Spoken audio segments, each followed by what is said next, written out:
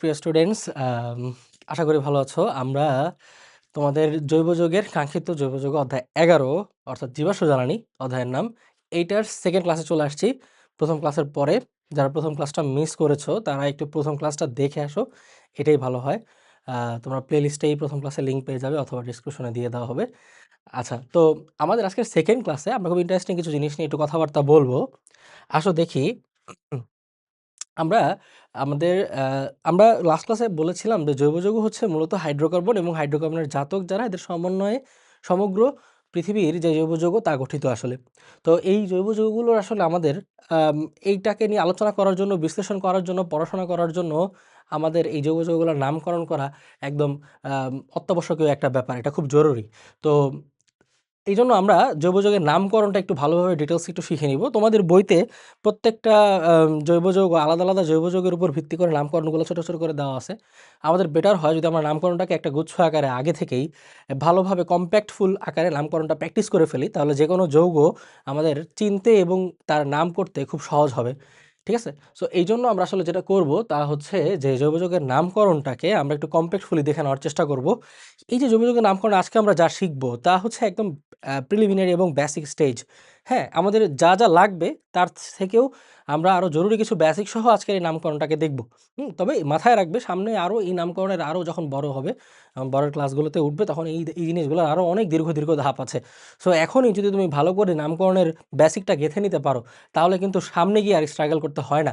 দেখা যায় যাদের 9-10 এ নামকরণ সম্পর্কে ধারণা খুবই দুর্বল থাকে, তারা 11-12 এ গিয়ে একটা বেশ ভালো রকম সময় ব্যয় করতে হয় নামকরণের পিছনে। কারণ নামকরণটা থেকে মার্কস আসলে অত বেশি আসে না, কিন্তু এটা খুব জরুরি। জৈব যৌগের একটা ভিত্তি হিসাবে নামকরণটাকে আমাদের শিখতে হয়। কারণ আমরা যৌগটা বুঝতে কিংবা চিনতে পারবো না যদি আমরা নামকরণ না করতে পারি। এজন্য নামকরণ খুব জরুরি। তো যাই হোক, আমরা আসো নামকরণটা একটু দেখে নেই। জৈব যৌগে কত ধরনের নাম এক্সিস্ট করে সাধারণত? দেখো, জৈব যৌগে হচ্ছে সাধারণত ৩ ধরনের নাম আমরা পেয়ে থাকি জৈব যৌগের ক্ষেত্রে। ৩ ধরনের নাম। তো একটা পদ্ধতি হচ্ছে সাধারণ বা প্রচলিত পদ্ধতি, যেটা একদম খুবই সাধারণ এবং কমন মেথড। তারপরে হচ্ছে সেকেন্ড পদ্ধতিটাকে আমরা বলতেছি উদ্ভূত বা ডিরাইভড মেথড। এবং থার্ড যে পদ্ধতিটা সেটা হচ্ছে সবচেয়ে বেশি রিকগনাইজড এবং সবচেয়ে আধুনিক পদ্ধতি। এটাকে আমরা বলতেছি হচ্ছে আইউপ্যাক বা জেনেভা বা হচ্ছে আন্তর্জাতিক মেথড। দেখো, জেনেভা এটা হচ্ছে একটা শহর, সুইজারল্যান্ডের একটা শহর। এখানে হচ্ছে আইউপ্যাকের প্রধান যেই কার্যালয়টা সেটা অবস্থিত। তো এইখান থেকে সেই হিসাবে এটা জেনেভা নামকরণটা আসে। অথবা আমরা এটাকে আন্তর্জাতিক পদ্ধতি বলতে পারি।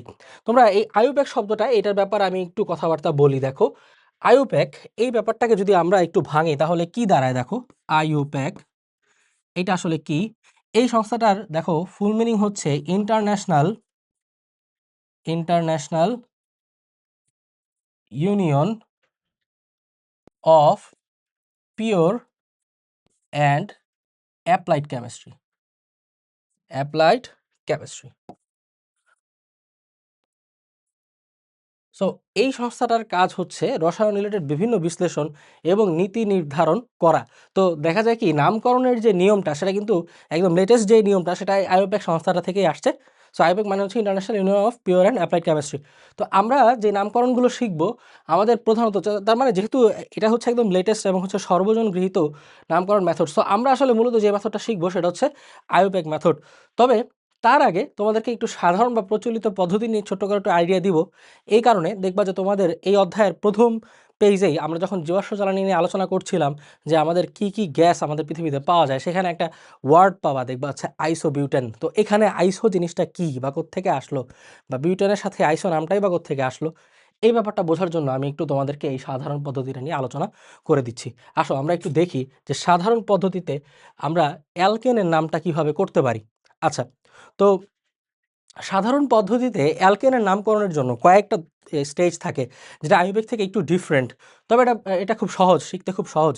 তোমাদেরকে জাস্ট একটা বিষয় বলি, যেমন তোমরা লাস্ট ক্লাসে অ্যালকেন কেমন হয় সেটা দেখেছো। আসো আমরা একটু দেখি যে অ্যালকেনগুলো কেমন। যেমন হচ্ছে CH3 CH2 CH2 CH3।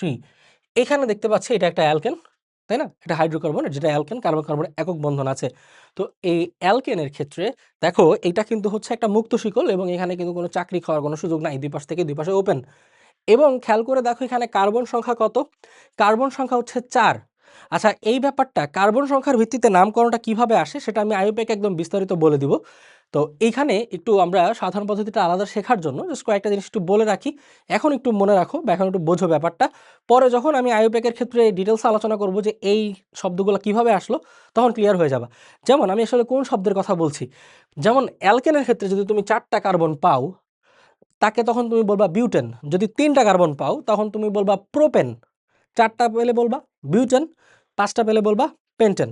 আপাতত জাস্ট এই কয়টা একটু মনে রাখো।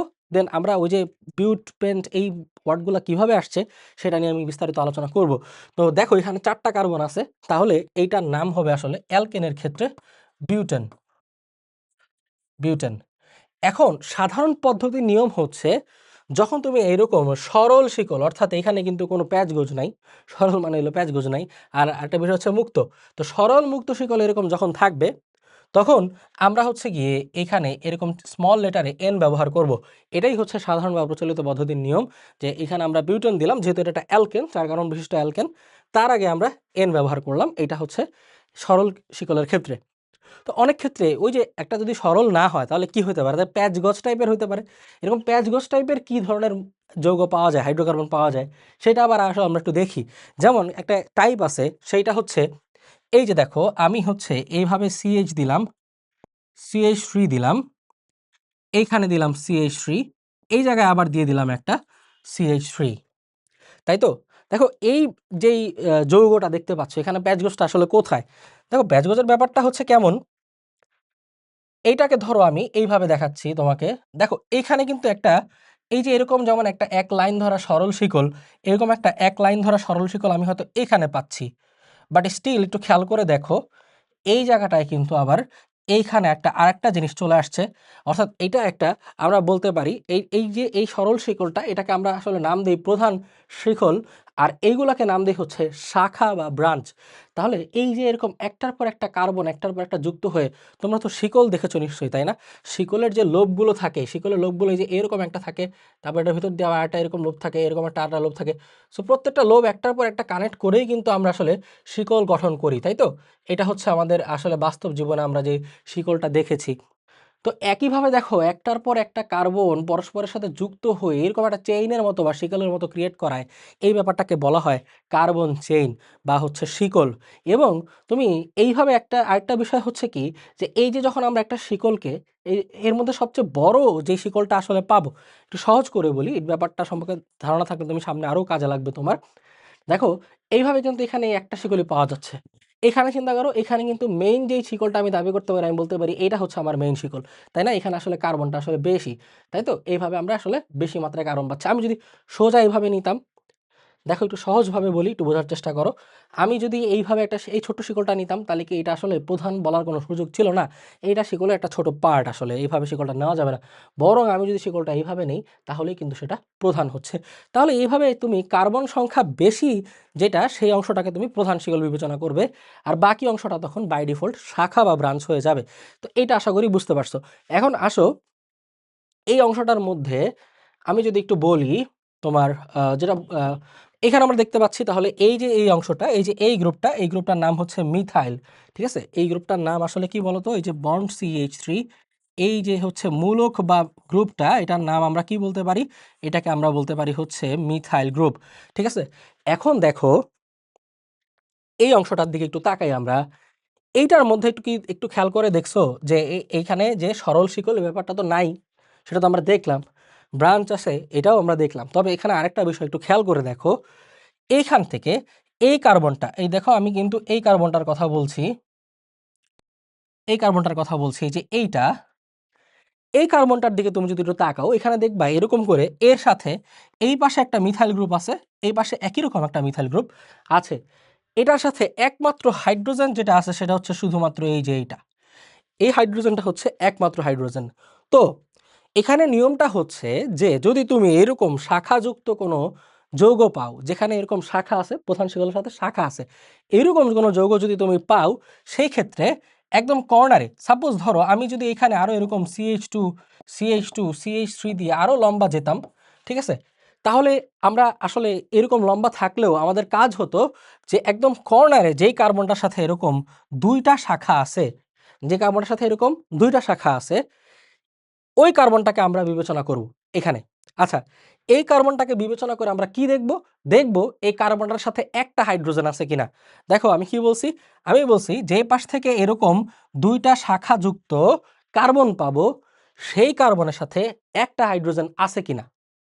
ক্লিয়ার? তাহলে আমি এই পাশ থেকে দেখতেছি যে এই সাইডটার দিকে দেখতেছি যে এই কার্বনটার সাথে একটা হাইড্রোজেন আছে। থাকলে এমন হাইড্রোকার্বন বা এমন অ্যালকেনের নামের আগে আইসো হয়। ক্লিয়ার?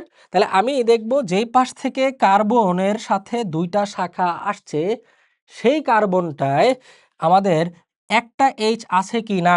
যদি একটা H থাকে তাহলেই সেই অ্যালকেনের নামটা হয়ে যাবে আইসো। অর্থাৎ ওই নামের আগে আমরা বসাবো আইসো। তাহলে আসো আমরা বসাই। আমরা তাহলে কি দেখতে পাচ্ছি দেখো, আমরা দেখতে পাচ্ছি এটা নামের আগে বসবে হচ্ছে আইসো। আচ্ছা, আইসো বসালাম। এবার কার্বন সংখ্যার উপর ভিত্তি করে ওই ওই যে শব্দটা আমরা যেমন 4 এর উপর ভিত্তি করে আমরা বিউট এবং সাথে এন দিয়ে বিউটেন করেছিলাম, অ্যালকেনের এন দিয়ে বিউটেন। একইভাবে এইখানে দেখো কার্বন সংখ্যা কত, এখানে হচ্ছে কি আমাদের 1 2 3 4। তাহলে একইভাবে এখানেও মোট কার্বন সংখ্যা 4টি। তাহলে এইটাই হচ্ছে আমাদের সেই কাঙ্ক্ষিত আইসো বিউটেন।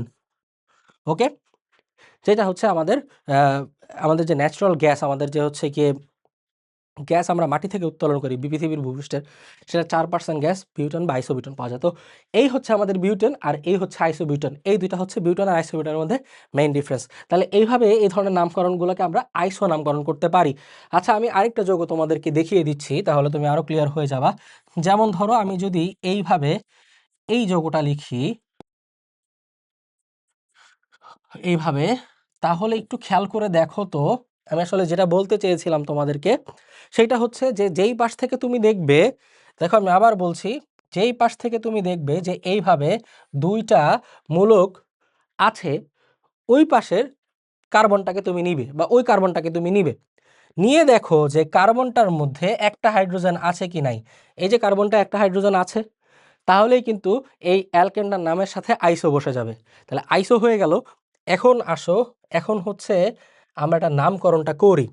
নামকরণের ক্ষেত্রে এখানে মোট কয়টা কার্বন সেটা আমাদেরকে একটু দেখতে হবে। দেখো 1 2 3 4 5 এবং 6টা কার্বন। তো এই 6টা কার্বন থাকলে আমরা হেক্সেন শব্দটা ব্যবহার করি অ্যালকেনের ক্ষেত্রে, হেক্সেন। এটা কিভাবে হচ্ছে সেটা সামনে আরেকটু ক্লিয়ার হয়ে যাবে আমি যখন একদম ডিটেলস নিয়মে ঢুকবো। তাহলে এইখানে 6টা কার্বন থাকে, আমরা হেক্সেন শব্দটা ব্যবহার করি এবং যেহেতু আমরা আইসো কখন হয় সেই কন্ডিশনটাও এখানে পেয়ে গেলাম, তাই এটার নাম হয়ে যাবে আইসো হেক্সেন। আইসো হেক্সেন। কেমন?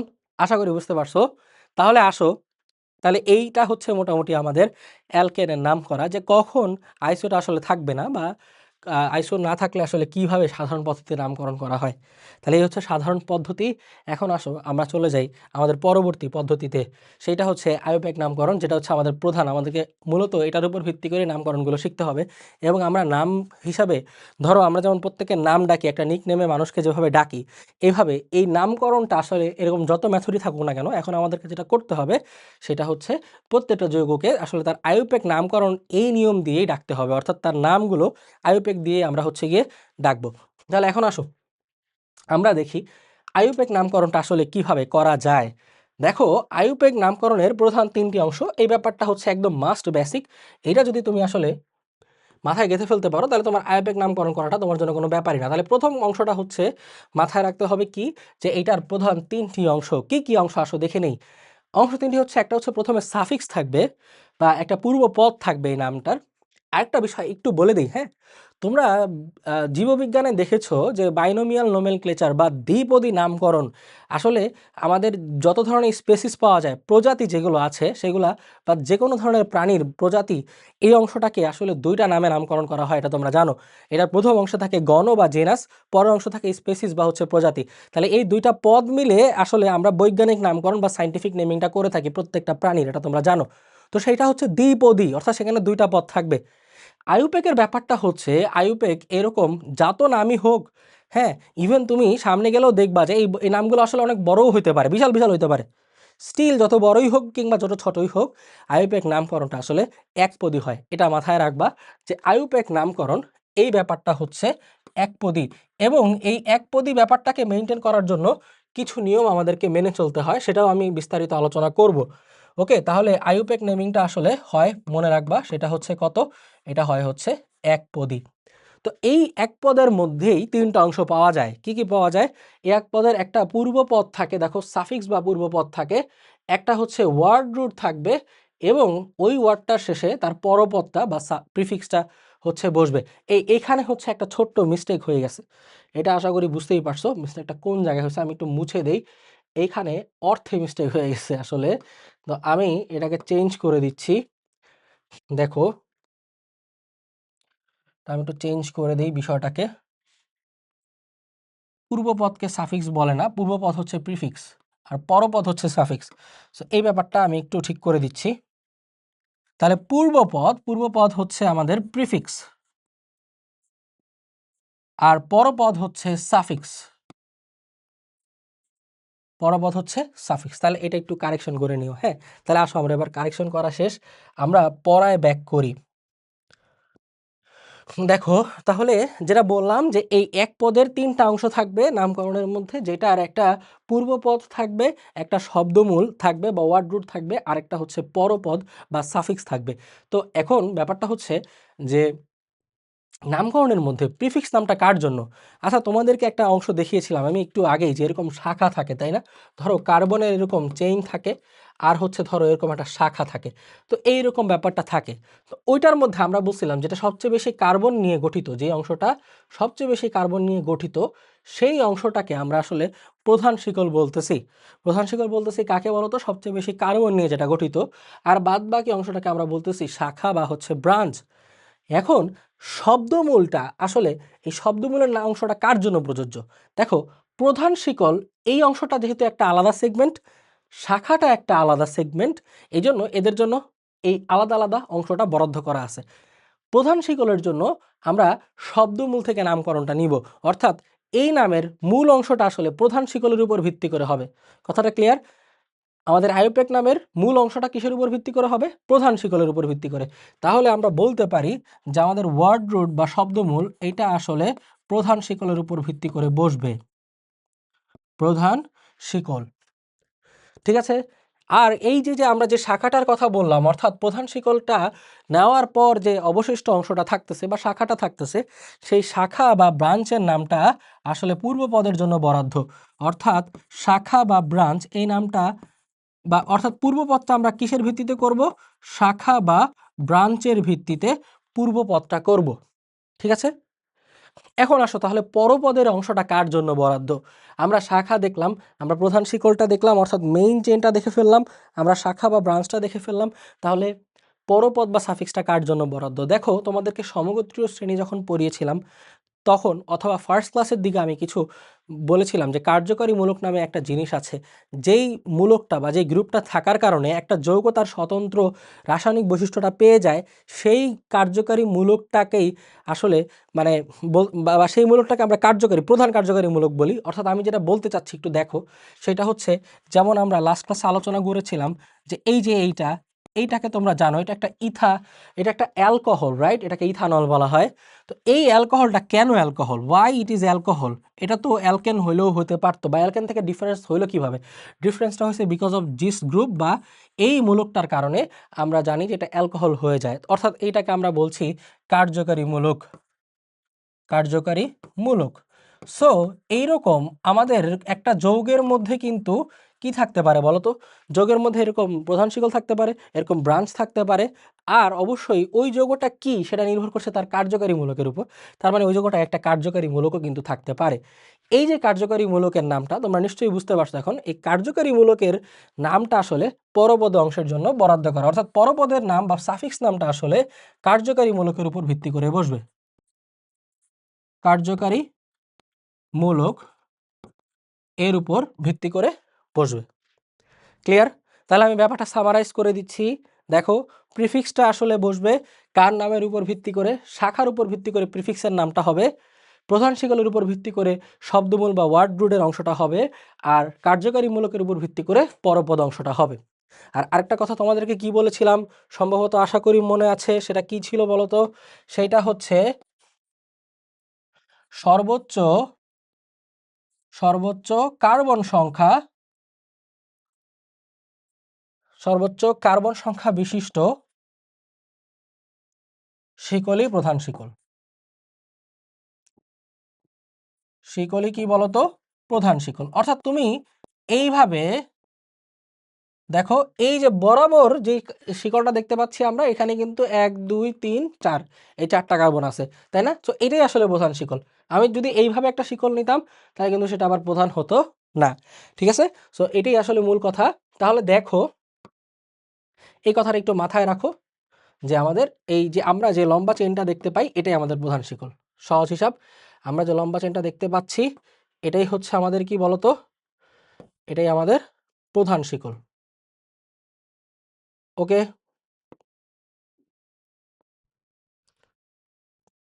এটাই আমাদের প্রধান শিকল। ফাইন। তাহলে আসো এবার আমরা ধাপে ধাপে নামগুলো দেখি প্রত্যেকদের। নেক্সটে যদি যাই, শব্দমূলটা ওই যে প্রথমেই তোমাদেরকে বলেছিলাম যে এই যে আমাদের বিউটেন, হেক্সেন এগুলা কিভাবে পাচ্ছি, কোত্থেকে আসতেছে, এইগুলা ওই যে আমাদের যে শব্দমূলের কথা বললাম যে আইউপ্যাক নামের মধ্যে শব্দমূল থাকবে। আর আমরা একটু আগেই দেখেছি শব্দমূল কার উপর ভিত্তি করে থাকে? প্রধান শিকলের উপর ভিত্তি করে। ঠিক আছে? তো প্রধান শিকলে কি থাকে? প্রধান শিকলে একটা নির্দিষ্ট সংখ্যক কার্বন থাকে না? এই মাত্রই দেখো আমরা বললাম সর্বোচ্চ কার্বন সংখ্যার যেই শিকলটা, সেই শিকলটাই প্রধান।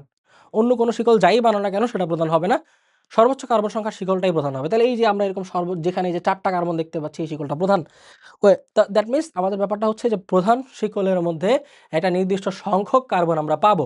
দেখো, প্রধান শিকলের মধ্যে যেই কার্বন সংখ্যাটা আমরা পাই বা যেই কয়টা কার্বন পাই, সেই কার্বন সংখ্যার উপর ভিত্তি করেই কিন্তু শব্দমূলটা তৈরি হয়। যদি একটা কার্বন থাকে তাহলে সেটার জন্য একটা শব্দমূল, 2টা কার্বন থাকলে সেটার জন্য একটা শব্দমূল, 3টা কার্বন থাকলে একটা সেটার জন্য একটা শব্দমূল।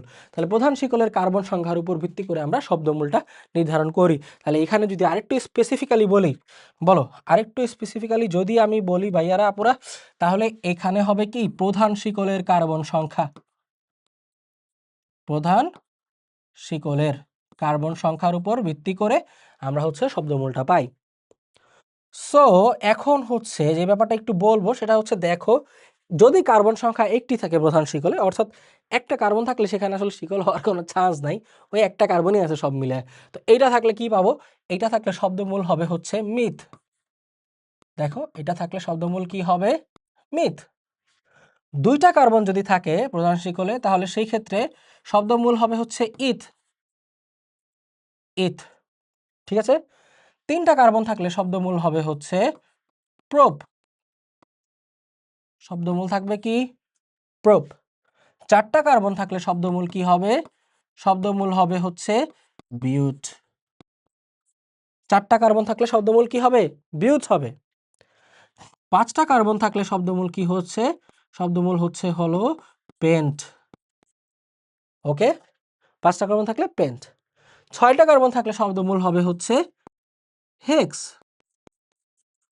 আমি ইংরেজি সহ দেখিয়ে দিচ্ছি, যারা ইংরেজি ভার্সন আসো, ইংলিশ ভার্সন, তাদের জন্য ব্যাপারটা হেল্পফুল হবে। আর 7এর জন্য হচ্ছে হেপ্ট।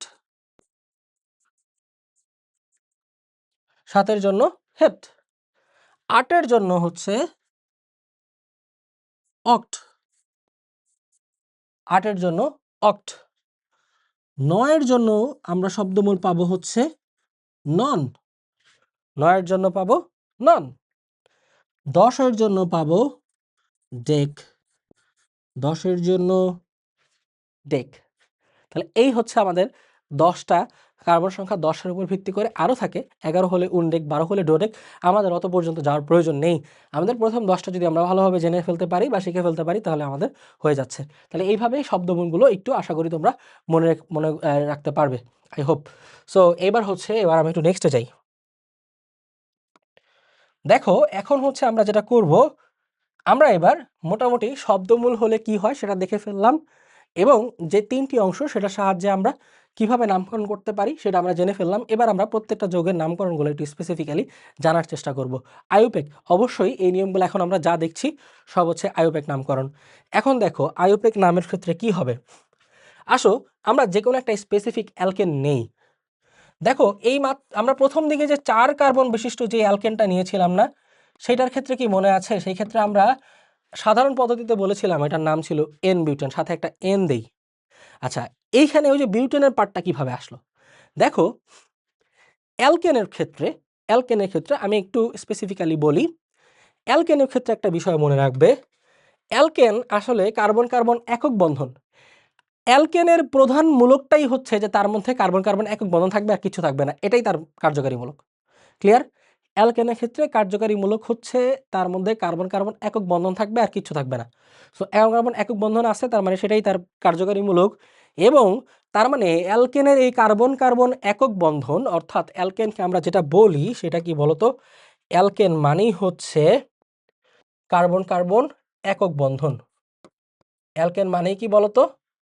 সাথে আরও কিছু থাকতে পারে, সেটা আমরা বিবেচনা আনলাম না। এই কার্বন কার্বন একক বন্ধন এইটাই থাকবে শুধু, আর কোনো দ্বিবন্ধন বা আর কোনো কিছু থাকবে না। যদি থাকে সেটাকে আমরা অ্যালকেন বলছি, আর অন্য কোনো যৌগ থাকবে না। অর্থাৎ এটা হচ্ছে একদম লেজিট হাইড্রোকার্বন।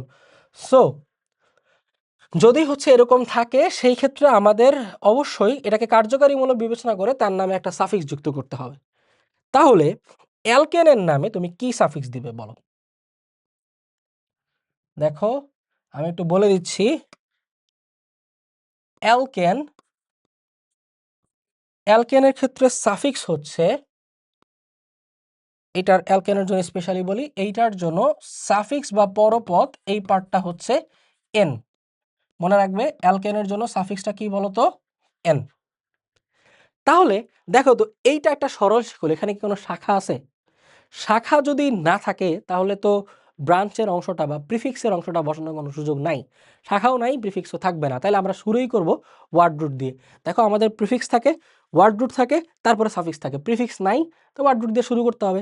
4 কার্বন যেহেতু আছে, তাহলে ওয়ার্ড রুট কি হবে বলো? ওয়ার্ড রুট হবে হচ্ছে এই যে আগের স্লাইডে আমরা দেখে এসেছি, সেটা হচ্ছে বিউট। ওয়ার্ড রুটটা কি হবে? বিউট। তাহলে এই বিউটের সাথে সাফিক্স আকারে অ্যালকেনের জন্য আমরা কি যোগ করব? এন যোগ করব। তাহলে একসাথে জিনিসটা সম্মিলিতভাবে আমরা যদি প্রনাউন্স করি, তাহলে এটা হয়ে যাচ্ছে কি? বিউটেন। ক্লিয়ার? যারা ভার্সন তাদের জন্য একটু বলছি আলাদা করে। বিউটের যে রুটটা, ওয়ার্ড রুটটা, সেটা হচ্ছে এই যে এমন হয়, PUTE বিউট। আর এন যেটা, সেটা দেখতে এমন হয়, ANEN। দেখো, এই ক্ষেত্রে আইউপ্যাকের একটা রুলস আছে আমাদের বাংলা ভাষার জন্য, যে ব্যাপারটাকে আমরা আসলে অনুবাদের মতো করে, যেমন এটা কিন্তু তর্জমা না বা অনুবাদ না, এটা আসলে আমরা বলতে পারি কি, এটা হচ্ছে গিয়ে উচ্চারণ, বাংলা উচ্চারণ। বাংলা উচ্চারণের ক্ষেত্রে এই কমপ্লেক্সিটিটা আসলে আসতেছে না, এটা নিয়ে ব্যাখ্যা করার প্রয়োজনও পড়তেছে না। ইংলিশের জন্য যেটা অ্যাকচুয়াল নিয়ম, মানে নিয়মটা তো ইংলিশ থেকেই আসছে, এখানে একটা কমপ্লেক্সিটি ক্রিয়েট হয়, সেটা হচ্ছে যে এই যে ই আর এ পাশাপাশি বসে গেছে। আইউপ্যাকের একটা নিয়ম হচ্ছে এইভাবে, যখন যখন তুমি প্রত্যেকটা অংশকে সংযুক্ত করবা, সংযুক্ত করার সময় যদি একটার শেষে আর একটার প্রথমে দুইটাই ভাওয়েল হয়ে যায়, তাহলে ওয়ার্ড রুটের লাস্টের ভাওয়েলটাকে ক্যান্সেল আউট করে দিতে হবে। দেখো, আমি কি বলতে চাচ্ছি আবারও বলি। সেটা হচ্ছে এইভাবে, তুমি যদি একটা এই ওয়ার্ড রুটটার শেষে একটা ভাওয়েল পাও আর এইটার সাফিক্সের প্রথমে একটা ভাওয়েল পাও, তাহলে নিয়মটা হচ্ছে কি? নিয়মটা হলো এইখানে এই ওয়ার্ড রুটের লাস্টের যে ভাওয়েলটা, এটাকে ক্যান্সেল আউট করে দিতে হবে। ঠিক আছে? ওয়ার্ড রুটের শেষে একটা ভাওয়েল, তারপর হচ্ছে সাফিক্সের প্রথমে একটা ভাওয়েল। এইভাবে যদি দুইটা ভাওয়েল পরপর হয়ে যায়, তাহলে ওয়ার্ড রুটের লাস্টের এই ভাওয়েলটাকে আমরা কেটে দিব, ক্যান্সেল আউট করে দিব, এটা বাদ। এইটা বাদ দিয়ে দিলে আমরা একসাথে এখন যদি জোড়া লাগিয়ে দিই, তাহলে কি পেয়ে যাচ্ছি? আমরা পেয়ে যাচ্ছি, দেখো, বিউটেন। সো এভাবেই কিন্তু প্রোনাউন্স হয় বিউটেন। নাহলে তো এমন হয়ে যেত বিউটাইন, এরকম টাইপের কিছুটা হয়ে গেল। সো এই হচ্ছে মেইন ব্যাপারটা, বিউটেন কিভাবে আসলো। নাও দেখো, তাহলে এইভাবে 4 কার্বনের ক্ষেত্রে আমরা বিউটেন পেলাম। ফর এক্সাম্পল, আমি যদি 6টা কার্বন নেই, ধরো আমি 6টা কার্বন নিলাম, CH2, CH2, ওটা হলো 5,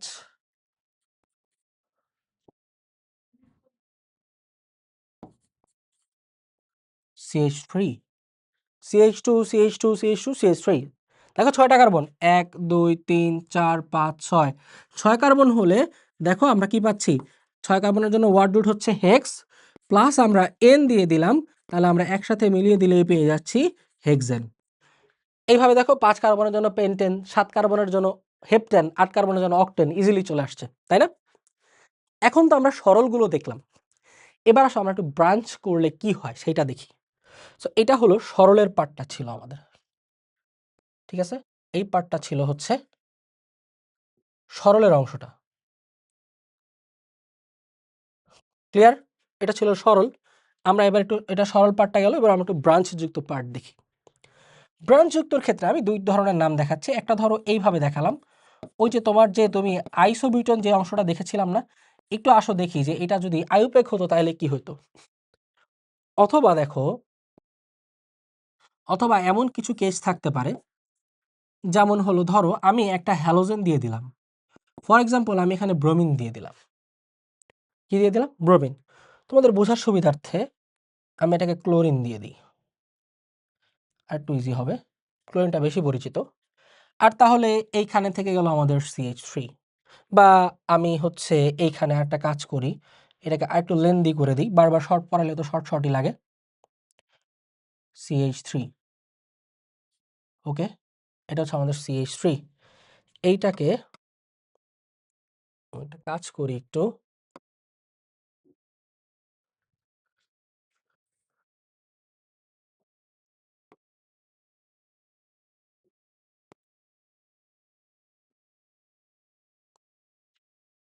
একটু নিচের দিকে নামিয়ে দিই। হ্যাঁ, ঠিক আছে, আমাদের আশা করি আমাদের এটা জায়গা হবে। হুম, ডান। এখন আসো। এবার আমি একটা বিষয় বলি।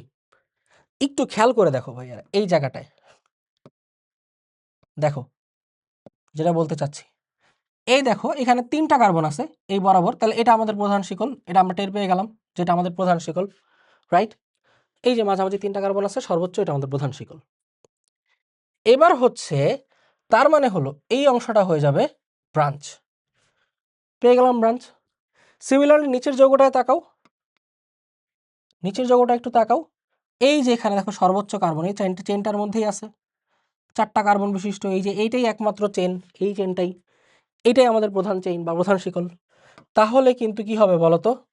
তাহলে হচ্ছে এই যে এই অংশটা ক্লোরিন, এটা আমাদের হয়ে গেল শাখা বা ব্রাঞ্চ। তাহলে দেখো এই যে শাখা বা ব্রাঞ্চ এবার আমরা পেলাম। আর শাখা বা ব্রাঞ্চের নামটা আমরা কোথায় বসাই? প্রিফিক্সে বসাই। কোথায় বসাবো? আগের দিকে প্রিফিক্সে।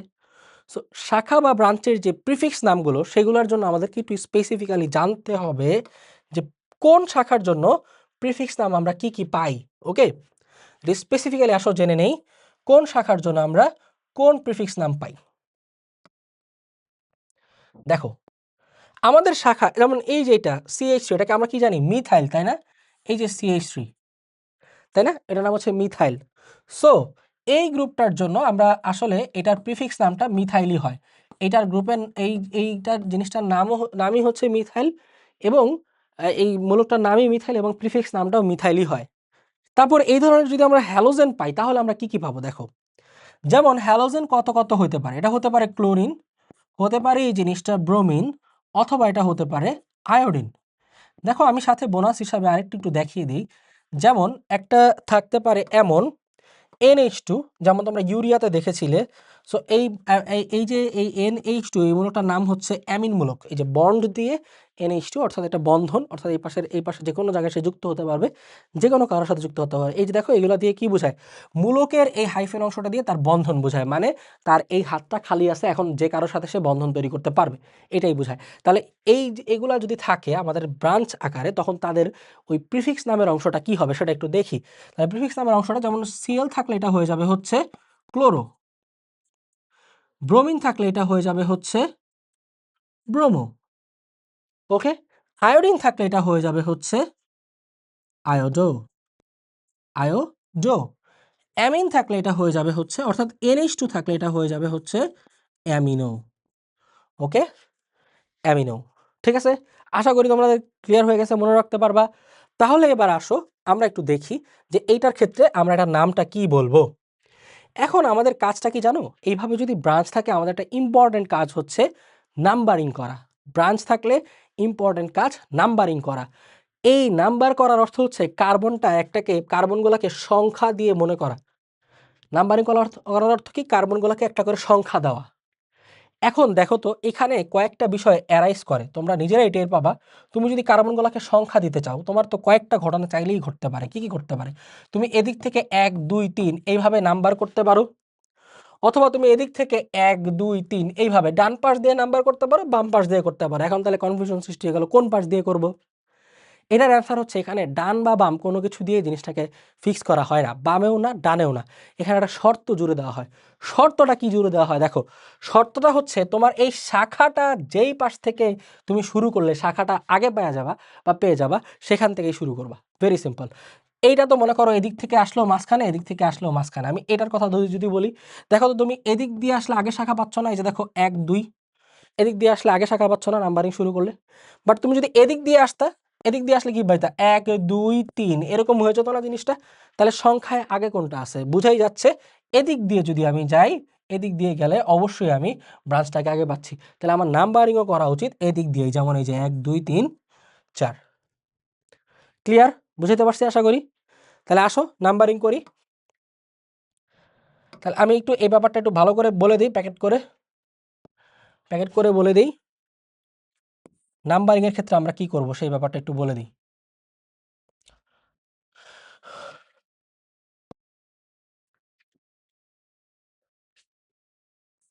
নাম্বারিং এর ক্ষেত্রে আমাদের কাজ হচ্ছে যেদিক থেকে শাখা বা ব্রাঞ্চ আগে পাওয়া যাবে, আগে পাওয়া যাবে সেদিক থেকে আমরা কি করব, সেদিক থেকে নাম্বারিং করতে হবে। ওকে, ক্লিয়ার? বুঝতে পারছি, বুঝতে পারছো আশা করি। আমি তাহলে এই ব্যাপারটাকে একটু স্টার্ট দিয়ে দিচ্ছি। এই দেখো, তাহলে এখন কি হলো ব্যাপারটা বলো তো ভাইয়ারা। ব্যাপারটা যেটা হলো, আমরা যেই পাশ থেকে আগে নাম্বারিং করলে, যে পাশ থেকে নাম্বারিং করলে আমরা আগে ব্রাঞ্চ পাবো, সেই পাশ থেকেই নাম্বারিং করব। এটাই হচ্ছে নিয়ম। তাহলে চলো আমরা এবার নাম্বারিং করে নাম শুরু করে দিই। দেখো এখান থেকে আমরা দেখলাম বাম দিক দিয়ে যাই আর ডান দিক দিয়ে যাই, যেদিক দিয়ে যাই না কেন আগেই পাচ্ছি। তাহলে এখানে দিয়ে আমি 1, ধরো আমি বাম দিক থেকে শুরু করলাম 2 3। সো তাহলে মাঝে এই মিথাইল গ্রুপটা কয় নাম্বারে চলে আসছে? 2 নাম্বারে। এখন আমাদের কাজ কি দেখো তো, আমাদের কাজ হচ্ছে আমরা সংখ্যা বসাবো। প্রিফিক্স আসলে যে নামটা, প্রিফিক্স নামটা আসলে সংখ্যা সহ বসাতে হয়।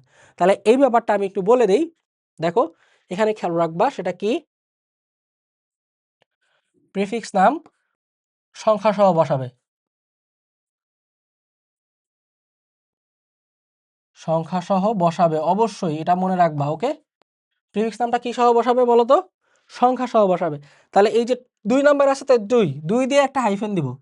তাহলে ওর নাম কি? 2 মিথাইল। এই যে 2 মিথাইল। এইবার একটা বিষয় ভাইয়ারা দেখো, বলছি এটা একপদী নামকরণ, দ্বিপদী হলে তুমি এখানে স্পেস দিতা, স্পেস দিয়ে একটা পদ দিয়ে আরেকটা স্পেস দিয়ে একটা পদ দিতা। এটা যেহেতু একপদী, কোনো স্পেস হবে না, নো স্পেস, লাগায় একটার সাথে একটা লাগাই দিয়ে তারপর নাম লিখবা। তাহলে 2 মিথাইল প্রিফিক্স নামটা শেষ। এবার ওয়ার্ড রুট 3 কার্বন, দেখো ওয়ার্ড রুট কিন্তু প্রধান শিকলের উপর, তাহলে প্রধান শিকলে কয়টা কার্বন আছে? 1 2 3, 1 2 3। তাহলে ওয়ার্ড রুট হবে প্রোপ, দিয়ে দিলাম আমি প্রোপ। আর যেহেতু এটা একটা অ্যালকেন ছিল, কার্বন কার্বন এক বন্ধু, আমরা অ্যালকেনই দেখতেছি, তাই প্রোপেনের জায়গায় এটা হয়ে যাবে প্রোপেন। তাহলে আমাদের নামটা কি হয়ে গেল? 2 মিথাইল প্রোপেন। Very simple. নিচেরটায় আসো তাহলে।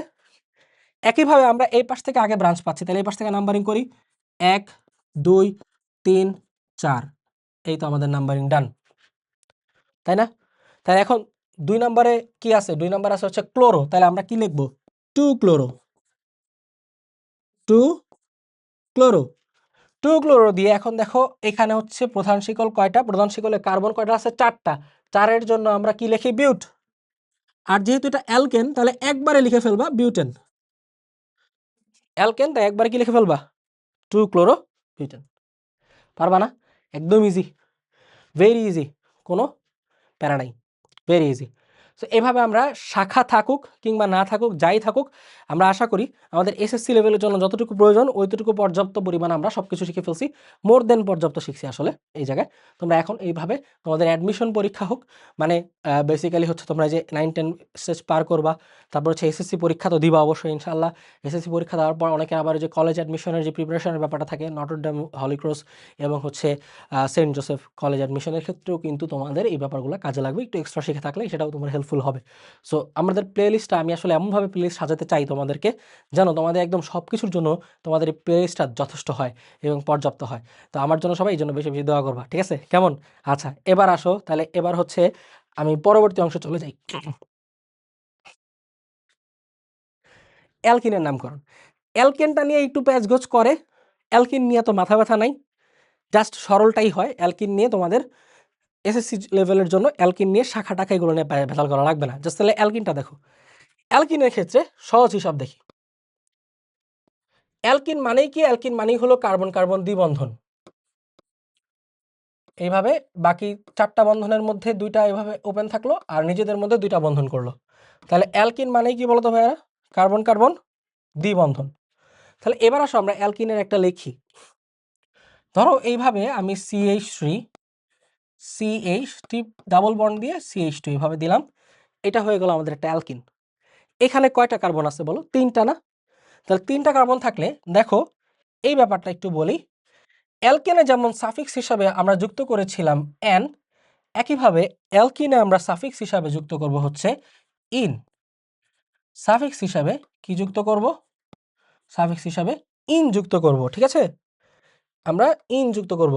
সো এখানে 3 কার্বনের জন্য আমরা জানি শব্দমূল ব্যবহার করতে হয় হচ্ছে প্রোপ, আর সাফিক্স হিসাবে যদি ইন ব্যবহার করি তাহলে আমরা একসাথে মিলিয়ে দিলেই পেয়ে যাচ্ছি প্রোপেন, তাই না? অনেকটা সহজ। তারপর হচ্ছে দেখো, যদি আমি এখানে 4 কার্বন বিশিষ্ট নিতাম,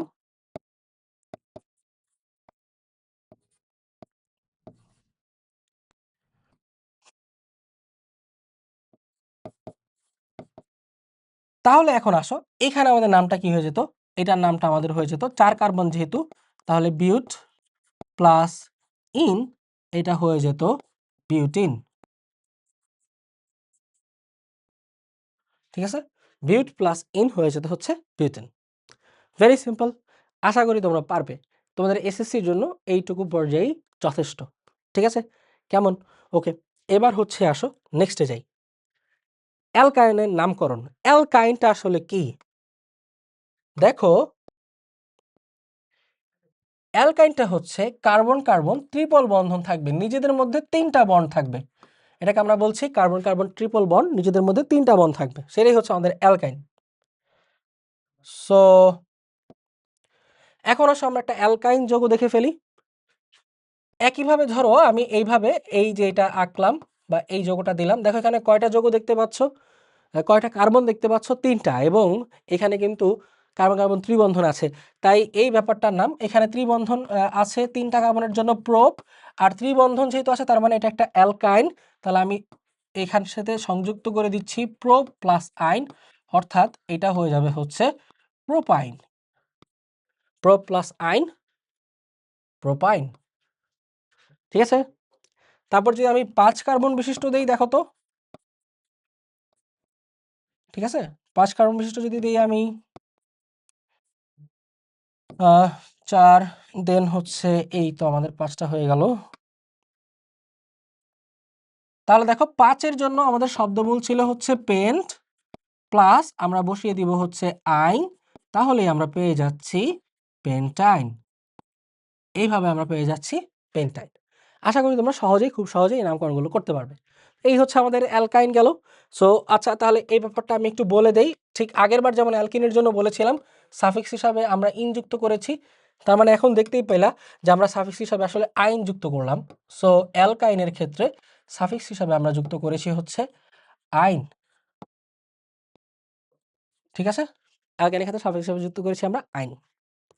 নেক্সটে যাই, দেখো এবার হচ্ছে অ্যালকোহলের নামকরণ। অ্যালকোহল, অ্যালকোহলটা কখন হয় ভাইয়ারা বলো তো? আমরা প্রথম দিকে বলেছিলাম, মনে আছে? অ্যালকোহল হচ্ছে এই যে বন্ড ও এইচ, এটা হচ্ছে অ্যালকোহল। সো এইটা যদি অ্যালকোহল হয় তাহলে দেখি আমরা অ্যালকোহলের নামকরণ করি। এখানে এবার আমাদের স্পেসিফিক সাফিক্স আসবে, যেমন দেখো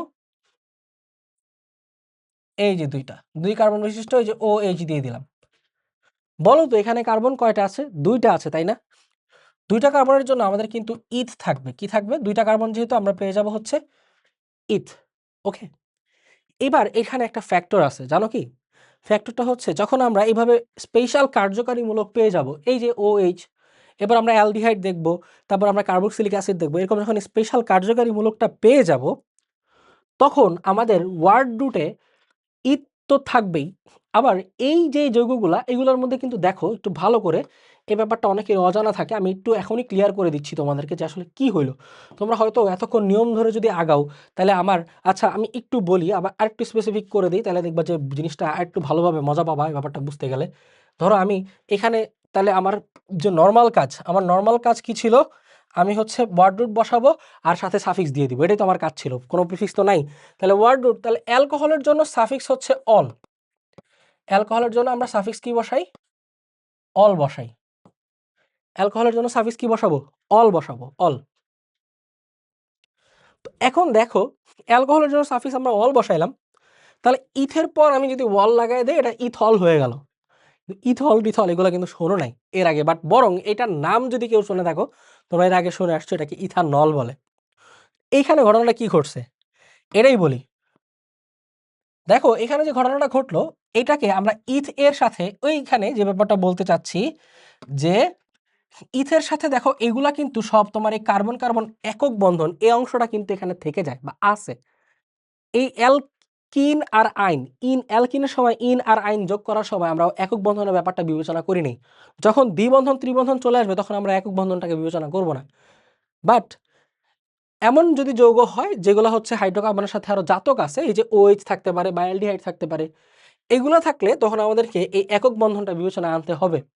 ওই একক বন্ধনটাকে বিবেচনা করার জন্য আমরা ইথ আর এন, দেখো তো কি, ইথ আর এন একসাথে করে ইংলিশে এটা ইথান হয়ে যায়। দেখো একটু আমি ব্যাপারটা বলি, তোমার কাছে আছে ইথ, সরি আমি হচ্ছে এটা নেই,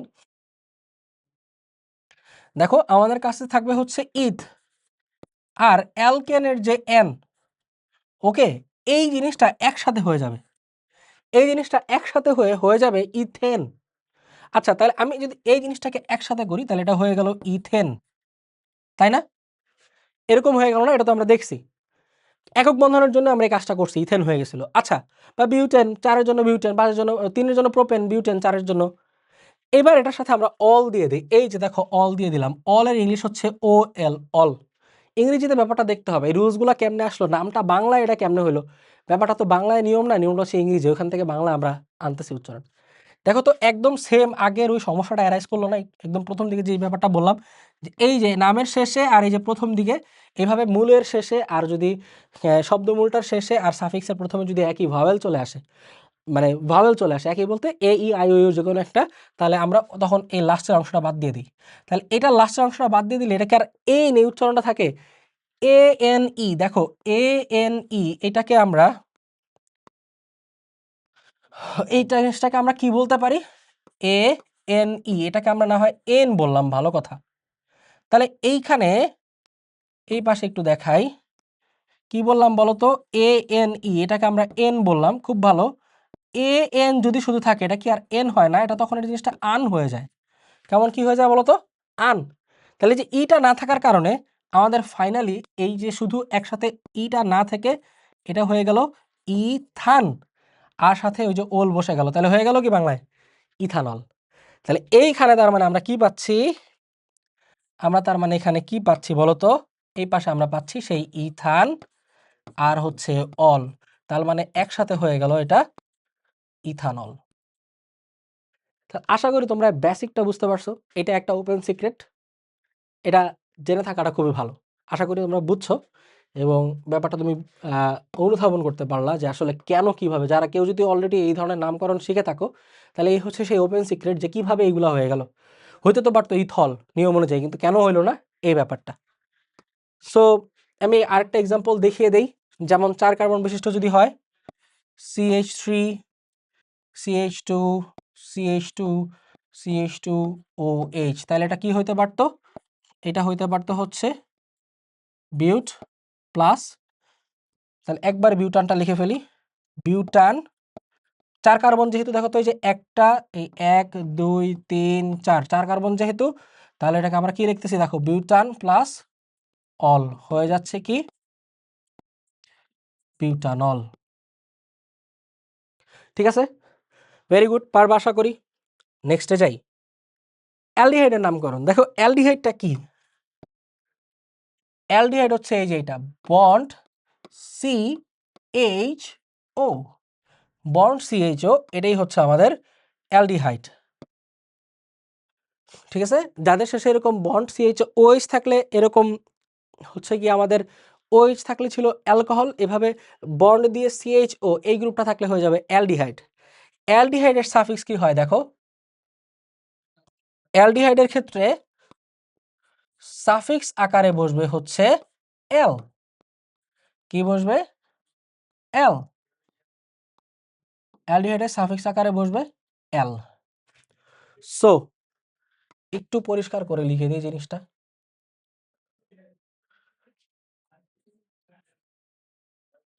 এল, তাহলে এল বসলো। ওকে, তাহলে আসো আমরা একটা অ্যালডিহাইড লিখি, CH3 CH2 CHO।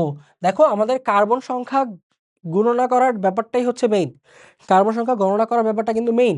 সো এইখানে মূলকের মধ্যেও যদি কার্বন চলে আসে সেটাকেও কাউন্ট করতে হবে।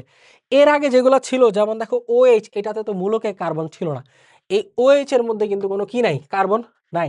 সো এটা কাউন্ট করার তো কোনো ওয়ে নাই, ও কাউন্ট করা লাগবে না এখানে, ও না, আমরা কার্বন কাউন্ট করি, এটা আমরা এতক্ষণ ধরে এটাই দেখে আসছি যে আমরা কার্বন কাউন্ট করি। তাহলে এইখানে দেখো এই যে এই কার্বনটা আমরা কাউন্ট করব, তাহলে হয়ে গেল 1 2 3, তিনটা কার্বন হলে কি যেন ছিল, প্রোপ। আর ওই যে আমরা একক বন্ধন তো আছে, এই জন্য প্রোপান নিয়ে নিচ্ছি সরাসরি। তাহলে আমরা কি নিয়ে নিচ্ছি এবার, ঠিক আগের মতো, এই যে এটার মতো যেমন আমরা আন নিয়েছিলাম, আনগুলো নিয়েছিলাম, একইভাবে এখানেও একইভাবে নিয়ে নিব প্রোপান। আর আমাদের সাফিক্স আকারে যে এল থাকবে, এল, এটার জন্য আমরা নিয়ে নিব হচ্ছে প্রোপানেল, প্রোপানেল। ঠিক আছে, 4 কার্বন বিশিষ্ট হলে আসো দেখি কি করা হয়।